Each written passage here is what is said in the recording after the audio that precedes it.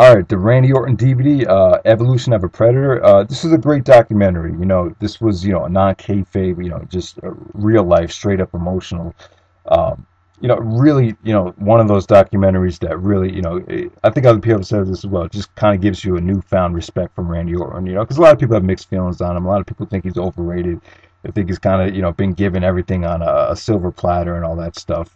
And which he has been. He really didn't have to work for everything, like a Stone Cold Steve Austin or a Chris Benoit and guys like that. But it just told a really awesome story. I love uh, the part of the documentary when they talked about the Marines. How Randy tried to get discharged from the Marines, and I think it took a lot of balls for him to open up about that whole situation. And it was really, really interesting, and just everything about WWE, how he pretty much got everything too soon. He was spoiled, didn't really appreciate it, started, taking steroids. They didn't talk about the steroids, but, the steroid thing was a major problem. I remember like in 2005, 2006.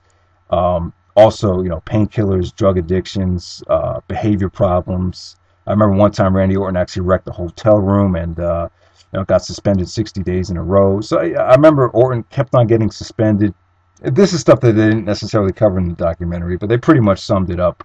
Um, just a lot of kind of similar to Shawn Michaels. Just they really painted a dark picture of Randy, with his wife crying and everything. It just got really emotional, and I think him having a child, him having a daughter, really turned his life around. I think sometimes that's the type of thing that needs to happen to kind of wake people up and say, I can't fuck this up.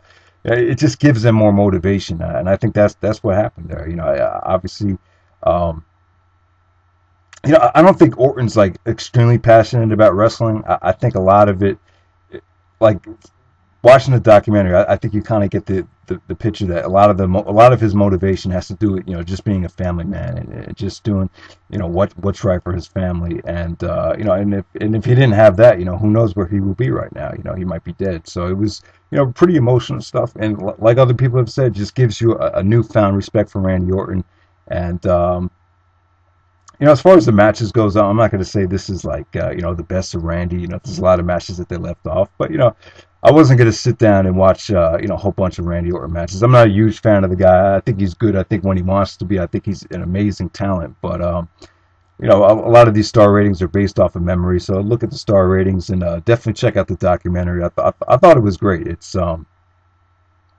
definitely something that you shouldn't pass on. It's not like a kayfabe documentary as what some people might have been led to believe. But yeah, so definitely check it out.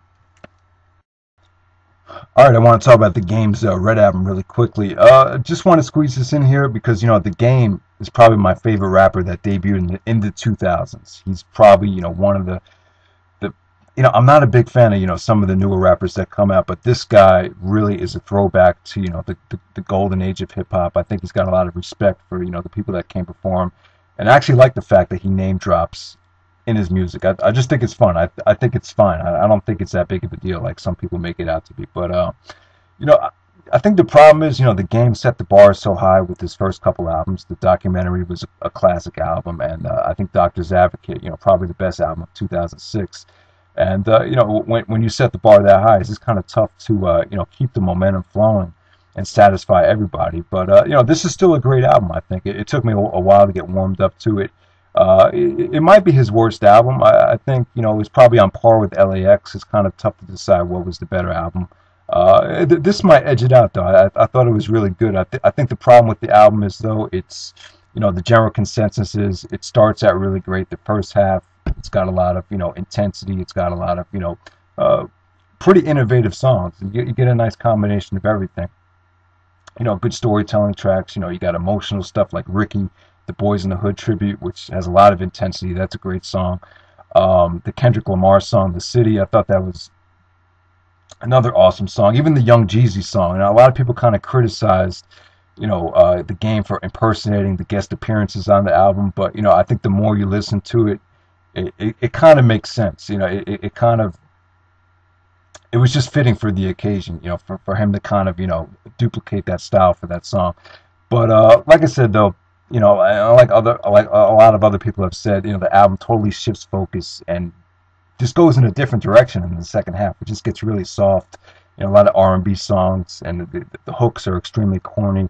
I think they're good songs. You know, I thought the game's verses on all of the songs were really sharp. It's just the album just kind of loses focus. But like I said, though, the album still has a lot of gems on it. You know, there's some really good songs on it, especially the DJ Premier song. It's a dream collaboration. It's called Born in the Trap. I think that's one of the best DJ Premier songs in a long time. And I thought the game lyrically really shined in that song. So definitely, you know, don't sleep on the album. I know a lot of people have been giving it a lot of hate, but it's definitely worth picking up. Definitely, you know, arguably one of the best albums I've heard this year, without a doubt.